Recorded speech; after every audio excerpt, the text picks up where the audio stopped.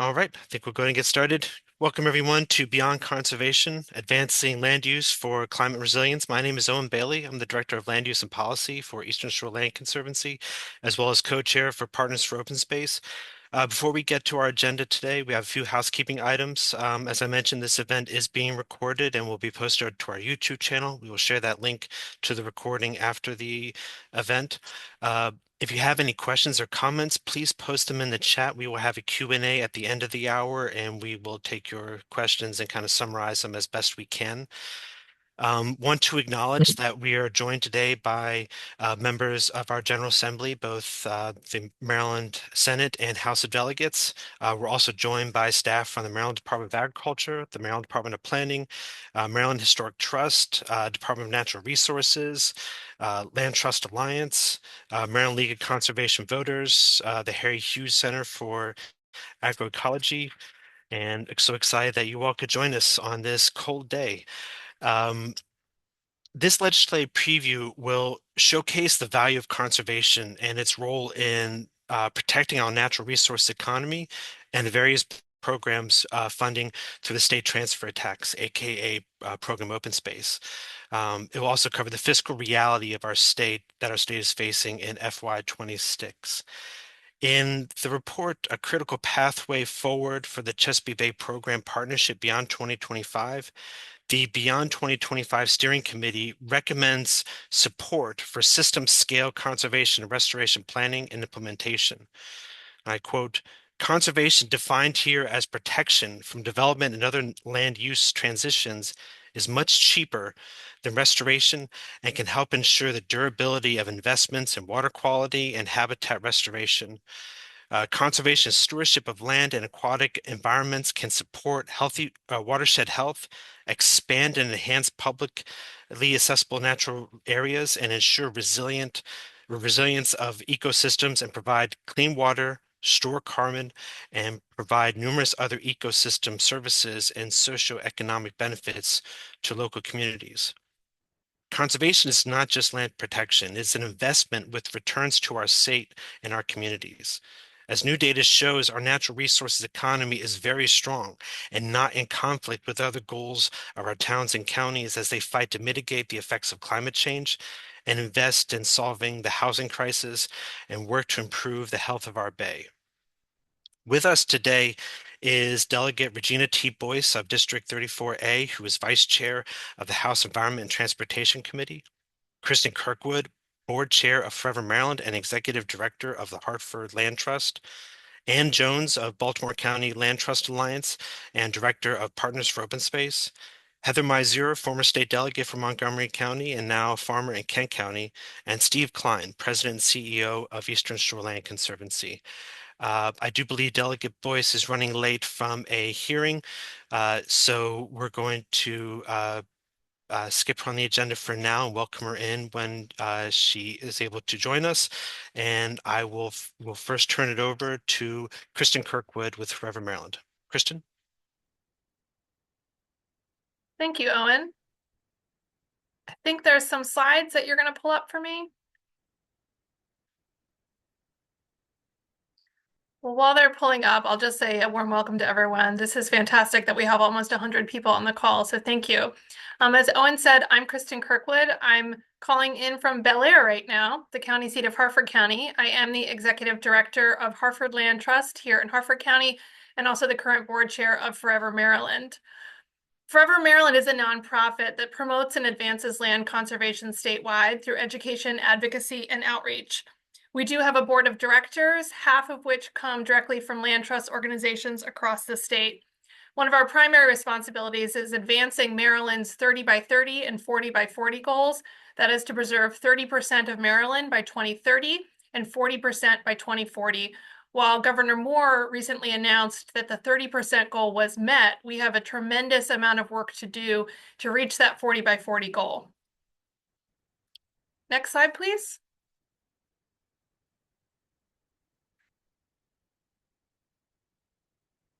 So as I noted, Forever Maryland represents Maryland's land conservation community, really just because I couldn't fit everybody on a slide. This slide represents the bulk of the nonprofit land conservation community.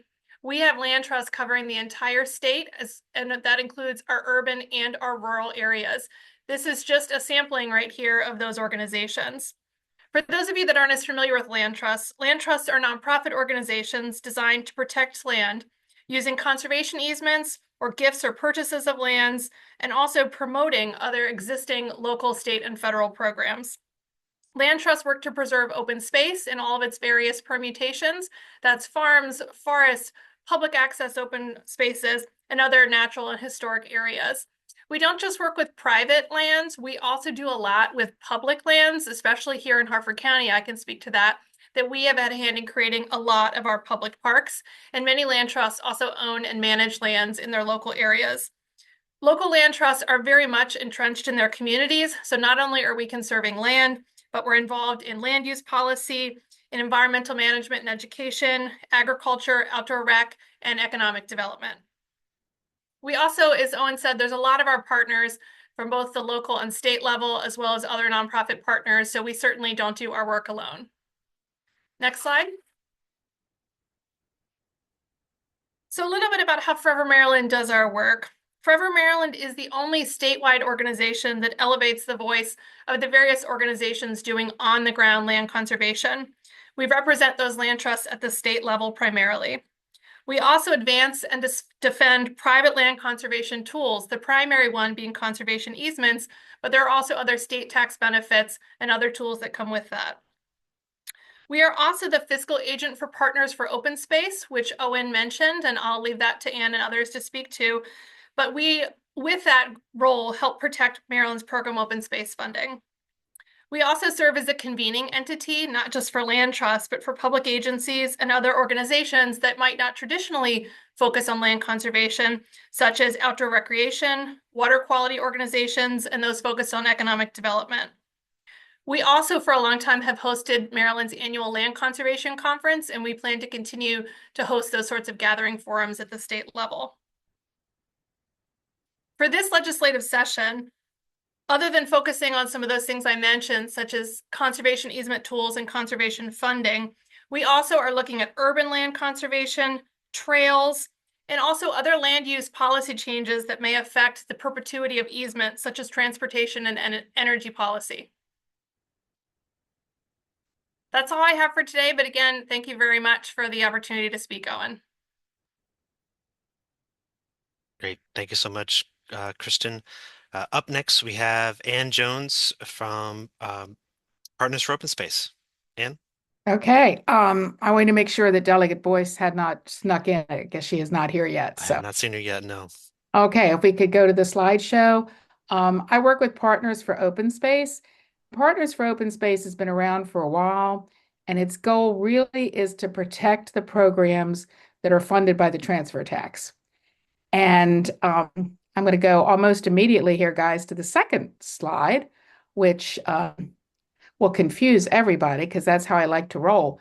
But most of the programs that we are interested in are funded by a dedicated revenue source, which is a 0.5% tax on almost all real estate transfers in the state. Why is a dedicated revenue source important? Well, when these programs came up and were developed many years ago, the legislators had the wisdom to say, if we are fighting with every hospital, every school, there are so many very important things that the legislature has to look at every year. And having a dedicated revenue source should mean, and generally, or at least often does mean, that those funds are available for their intended purpose. So next slide, please. That transfer tax funds so many of the programs that the people on this call feel are important. And you may feel that one particular program is the one that you deal with the most, but all of these are important. And together, this suite of programs has resulted in the progress that we have been able to make in the state toward meeting our land preservation goals. So you've got stateside program open space, which mainly looks at state parks, targeted ecological areas. Local side program open space probably helped to pay for the parks and playgrounds where your kids went and played today. The Maryland agricultural land, well, maybe not today, it's a little chilly, but many times. The Maryland Agricultural Land Preservation Foundation, which preserves our agricultural heritage and our agricultural areas. The Rural Legacy Areas, which preserves large blocks of land. Heritage Areas, which tells the story of the people and the heritage in different locations throughout the state. There's a new kid on the block, the Green Space Equity Program, which strives to put more preservation in underserved areas. The Next Generation Farmers Program is up and running. That helps farmers get onto land who need to have the land. There are direct grants to Baltimore City. And even with all that, approximately a third of the transfer tax funding goes to DNR for operations, maintenance, and other things within the park system. So the transfer tax touches so many different aspects, and people are always saying, oh, make these slides really short, have your short elevator speech. But each one of those programs has a unique purpose, and together they are the network of programs that make our state a great place to be. Next slide, please. So I also like to say, and just because I always like this, we have the joy of working in a thing that remains a nonpartisan, bipartisan, whatever you want to call it, issue. It is not a Democratic or Republican issue. And I put up here some recent things, which were some of the people that objected to the recent proposal for the transmission lines. And I'm not going to go into that. But Senator Chris Van Hollen and Congressman Andy Harris submitted a joint letter of opposition. And anybody who knows the politics of the state of Maryland knows how important that is. I'm not sure that those two gentlemen agree which side the sun comes up on in the morning. And the fact that they were both committed to saying we need to support Maryland's rural areas, we need to make sure that properties are preserved, remain preserved, is a huge step. And we had it at the county level, where we had Baltimore County, Johnny O, and the Carroll County Commissioners submitted a joint letter of oppositions. Governor Moore has come out with concerns. Governing bodies of the three counties that have both Democrats and Republicans were all unanimously expressed their concerns. And also different areas that don't always sit, different groups that don't always sit at the same table, such as the Chesapeake Bay Foundation and the Maryland Farm Bureau there. I don't bring this up to say we need to fight the transmission lines. That's not what this is about. But what I want to show is that all of these groups think that this is important, and we need to hold that in our minds going forward, particularly as things are right now in the country. Next slide, please. So the budget process, which most of you are probably pretty familiar with, is the agencies develop they say, hey, these are the things we want to see funded. This is important to us. The secretary of each agency reviews and says, what, are y'all kidding? You can't have all that stuff. This is what you can have. And they either approve or reject what can happen. Then the governor gets all of them in from the different agencies and says, oh my goodness, no, we can't do that. This is what we can do. So in January, the governor submits his budget to the legislature. It was submitted last Wednesday. Both houses of the legislature review. It goes to subcommittees, full committees, approvals by both chambers. Generally, there's a conference committee if needed, and I can pretty much guarantee it will be needed this year. And the final budget must be approved by the 83rd day of the session. Next slide, please. So, one other funny thing about the transfer tax. Budgets are always a snapshot in time. It's based on what the best estimates are of what the revenues are going to be going forward. And particularly with COVID, there was things did not work like people thought they were going to work. People thought that the real estate market was going to tank. Instead, it went way up. So that resulted in an overattainment in FY 23 and 24. So then everybody said, oh, so now we're going to be really going up because that went up. And no, that actually didn't happen. So that meant for an underattainment in FY 25 and 26. When there's an overattainment, the budget is increased. When there's an underattainment, it's reduced. It's confusing, but you just have to think of it. It's just like a projection of what they think is going to happen at a snapshot in time, and then things happen outside of their control. Next slide, please. So what's in the 26 budget?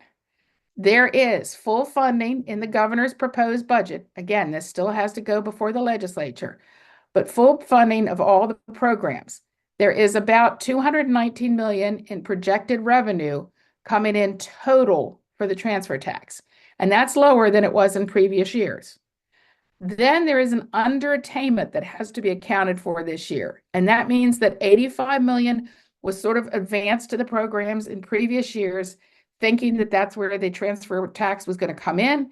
It didn't come in at that, so 85 million was taken away, which leaves 134 million to distribute to all the programs. But the budget has full funding for this year's income as it should be spent, pardon me. So as it should be allocated through a rather complicated formula that kind of makes your head spin, but it seems to be done in accordance with that formula this year. So how can you hear that everything's being funded? I'm going to turn around and say, yeah, but there's also money that's coming out of some of the programs. There's a monster called the BRFA that exists, and it's the Budget Reconciliation and Finance Act.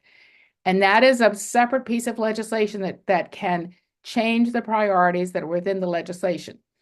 So the BRFA transfers 16.6 million from an existing fund acquisition balance in stateside program open space. And I know this is confusing, but that's money that came in previously, was not spent, and all of the money is not spent for a lot of very good reasons often, not the least of which is periodically a property comes up on the market that is just so valuable to the state that you need to have money that can meet that demand in a very timely manner. But this year they're saying we're going to take 16.6 million from that and go take that to stateside program open space for park operations and maintenance. Park operations and maintenance are definitely needed. We all know that there are the state parks and local parks have often had decades of underfunding. So it's going to a similar purpose, but it is moving away. There's also a transfer of $340,000 of heritage funding, and that's going to the Department of Planning and Administration. So again, there is full funding of program open space in accordance with the formula for the money that comes in this year. But then from some of the money that was a balance that's set, particularly in stateside, that is being taken to another purpose. Next slide, please. Hearings are coming up, and these are the hearings before the Senate and the House, the time, the dates, and the agency. Because there are so many different programs that are funded by the transfer tax, there are different agencies that fund different portions of the program. So the Department of Planning is where the heritage areas live. Department of Agriculture is where the Maryland Agricultural Land Preservation Foundation program lives. And Department of Natural Resources is where most of the other programs live. So all of those budgets will have hearings before the House and the Senate, and they all have impacts on how those funds will finally be spent. And we will probably be putting out things to this group requesting at least written testimony in support of the governor's budget, because we all know how tight this budget year is. We all know how many different competing demands and excellent demands there will be for the funds. And we need to be sure to say that these funds are important to programs that we care about. So thank you. That's the end of my 10 cents here, Owen. Thank you, Anne. Next on the agenda is Heather Missour. Heather. Thank you so much, Alan. It's wonderful to be with all of you. I wanted to share a personal story about why we have decided to go for a conservation easement on our land here in Kent County. Just by way of background, my wife and I are organic herb farmers on a 34-acre farm in Kent County, Maryland. And we are incredible stewards for this land. We love our land so much. We've been here for 10 years, and we get so much from the land beyond just it being our home or being a place of business. the creek that runs through our property, the wilderness that is here, the wildlife that interacts with us on a daily basis. We're very careful to always say that we don't own this land, we are stewards of it. And the reason why we wanted to get a conservation easement were for multiple reasons. First and foremost was to protect this land beyond our lifetime. This land means so much to us that it would be heartbreaking to think about anyone else coming in and developing in a way that wasn't in alignment with what is best for the ecosystems here and the habitats that we work so hard to protect as an organic farm. We also appreciated the opportunity to, through program Open Space, to officially give over a portion of our land as public access to Kent County's best fishing hole. Everyone comes here already, but why not have it be a part of program Open Space where we can sort of cement in perpetuity access in a public way to what has really been private land for many, many years. And the resources that come from doing this are really critical for small operations like ours to make sure that we don't ever get into a pinch where the farm can't be ours.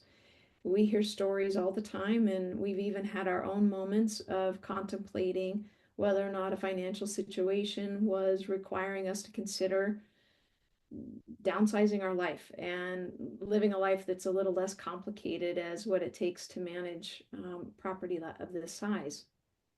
But with the resources that come from the trade-off under the program Open Space and the conservation easement, it's given us a lot of opportunity, or at least I'm talking as if it's already happened. We're in process right now, but our intention when those resources come in is for it to go into escrow for use for all kinds of improvements on the land. We've been for a long time wanting to add a cedar row to help with some land conservation and soil preservation on one area of the farm.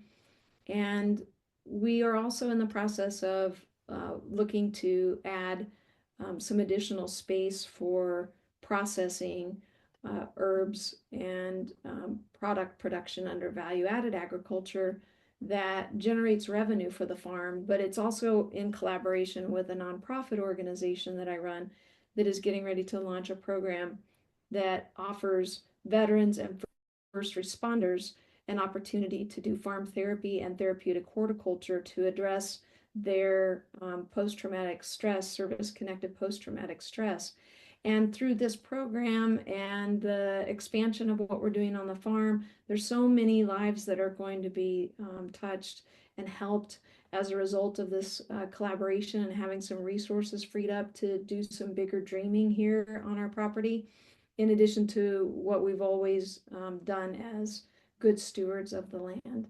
And I just want to thank all of the many people for many years now and all the organizations that are a part of Forever Maryland who have done the shoe leather and sweat equity to make sure that the legislature continues to hold up its support for funding for these programs, and to those in the agencies that oversee this important work. On the ground, it's really hard to put into words how important a program like this is and the difference that it makes, not just in the lives of the farmers or the landowners who are stewards who are partners in this program, but really it always comes back to me, for me, the protection of all of the clams that are in our creek and the raccoons that come every night to eat them and the heron and the osprey and the eagles that fly over us every night. Like what we do here on this farm is for them. We feel a deep, deep kindred spirit on this land, and these programs, I wasn't expecting to get emotional. These programs really help to make sure that that this is possible for the long run. So thanks to everyone who continues to make Maryland such an amazing place to live, work, and grow together. Great. Thank you so much, Heather, for telling your story. As a Kent County resident, I'm always excited to hear about these kind of projects and that this beautiful landscape is going to be preserved in perpetuity. So thank you again. Up next, we have Steve Klein from ESLC. Steve?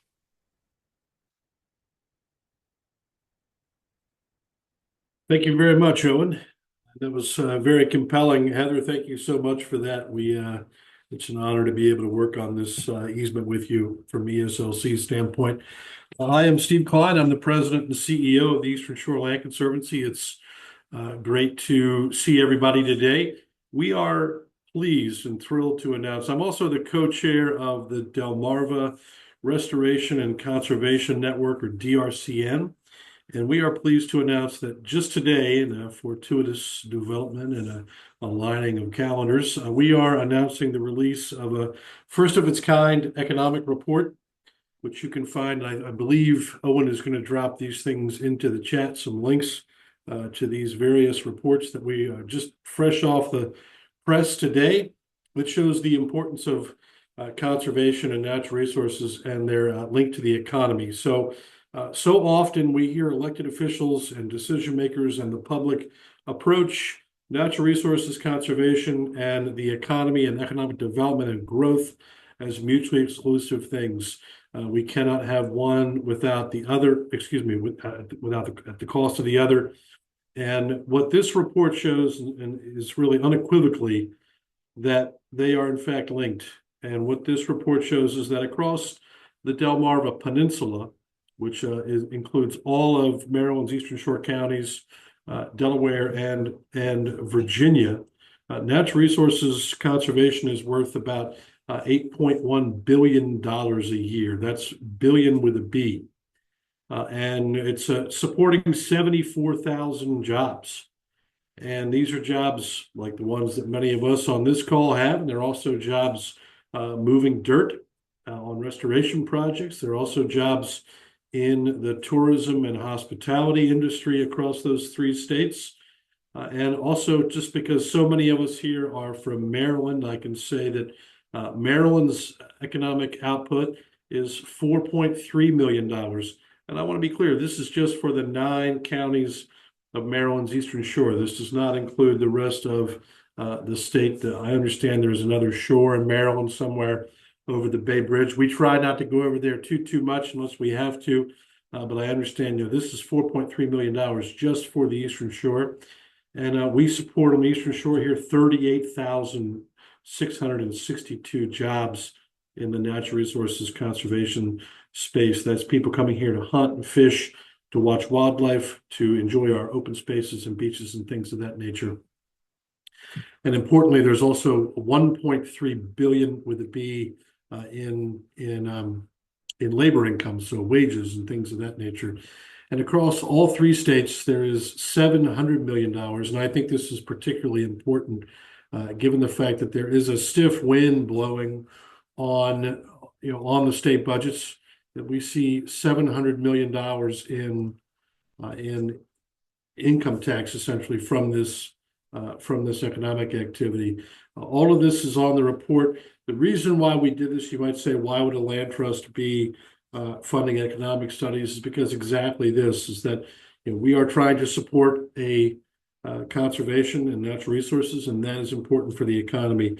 We always say that we are not only doing good with conservation, but we are doing well as well. So these are smart investments. They should be protected. And as our own governor speaks out about an economic growth agenda, we don't think that just means data centers and development and things of that nature, and transmission corridors and solar power. In fact, we think that all of those things come at a substantial cost in the economy of the open space. So please check out all of those reports. There's the full report, which is a little wonky, done by, I don't mean wonky in a confusing way, but it's just a lot of information, done by Sage Policy out of Baltimore, a very well-respected firm.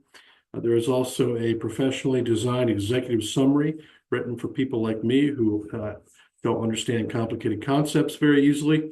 And we also have a 1-page document as well, which is easily shareable There is social media graphics and things of that nature. So if you and your organization want to talk about any of these numbers, we certainly would be happy to do that as well.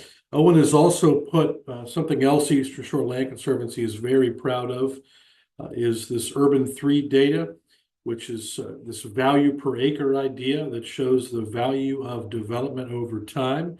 And basically, to put this in a nutshell, the development that's kind of the oldest, the stuff that you associate with walkable downtowns, places like Chestertown and Easton. For those who don't know, Easton's downtown is not on Route 50. You have to get off the road to find our beautiful downtown. The same is true of Chestertown. The same is true of Centerville. Please get off the highway and come visit our small towns that are wonderful.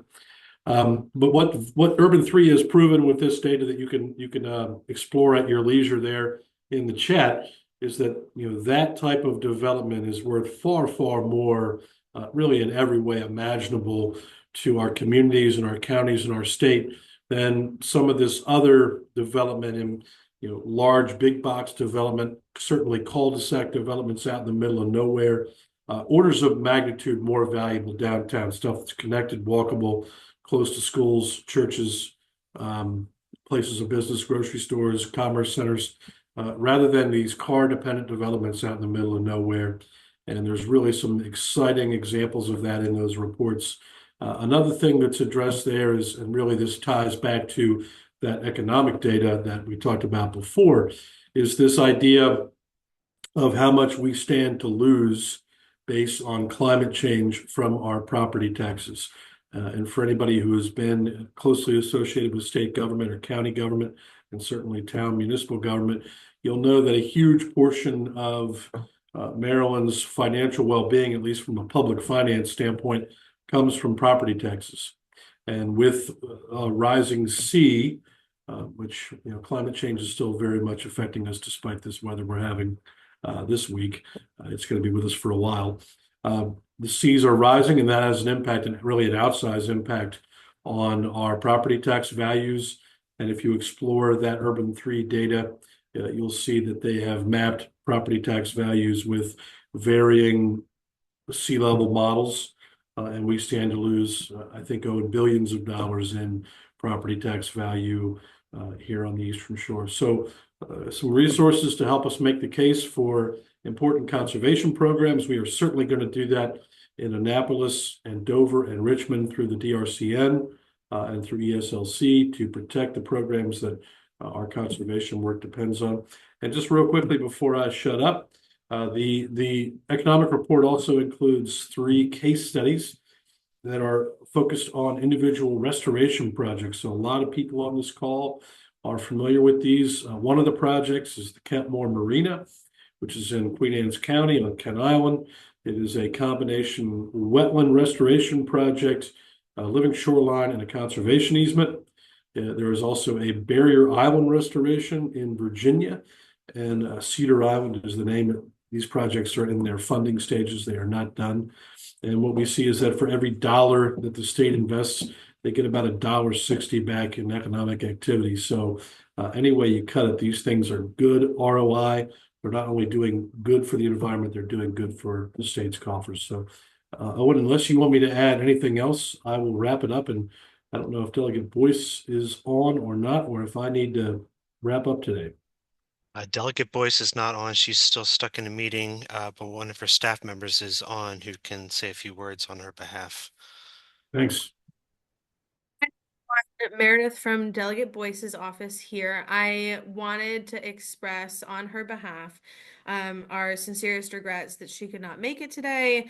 Unfortunately, we have, because it's still going on right now, a joint briefing with the EEE committee and the ENT committee in the Senate and House respectively. So that's where she is. I have been watching, however, and taking great notes for her, I promise. So I will communicate everything that everyone has talked about today to her. I know She was so excited to come talk to you all today and express her interest and her continued commitment to preserving and conserving the great lands that Maryland has to offer, especially as she is now in the vice chair position and on E&T. We're working on a couple great bills this year, just small bills, 4 bills exactly. If you'd like to hear about any of those, please reach out. I will pop her email, the email that I have access to as well, in the chat for anyone who is interested. Please reach out to us anytime. We're happy to set up a meeting. If you're ever in Annapolis, stop by the ENT suite and say hi. Again, so sorry that she could not make it today.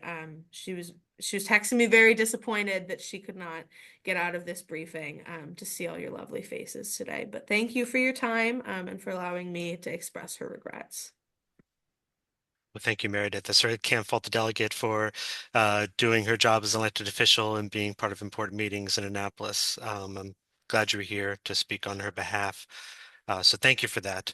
And thank you all. Just wanted to uh, uh, mention that at the beginning of the chat, I posted a link to a webinar that Partners for Open Space hosted last January on the eve of the FY25 legislative session.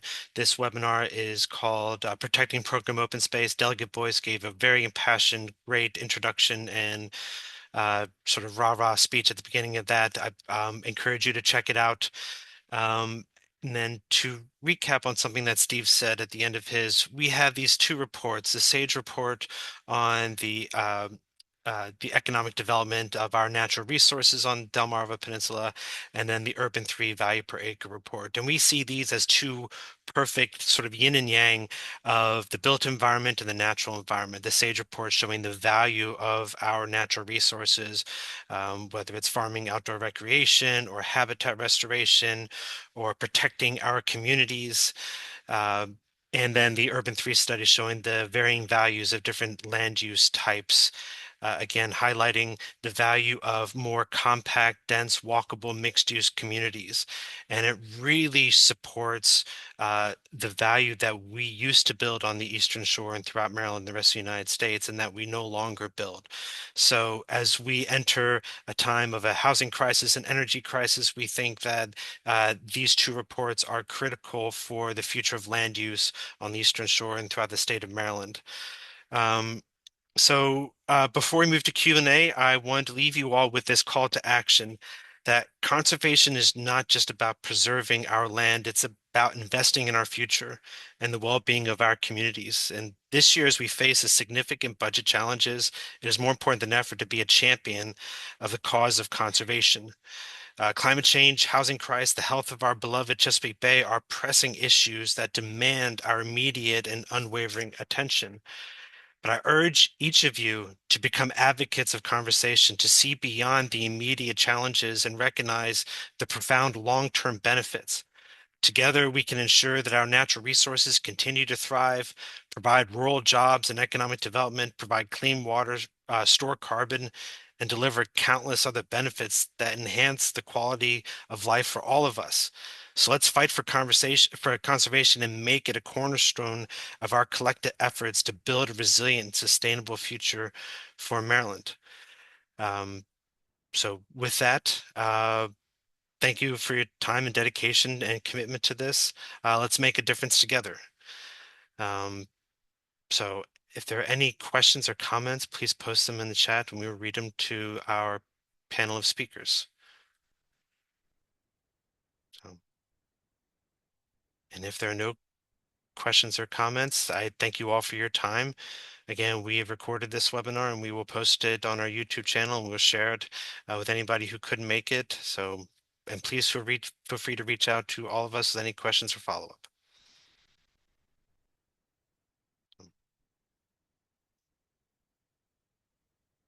All right.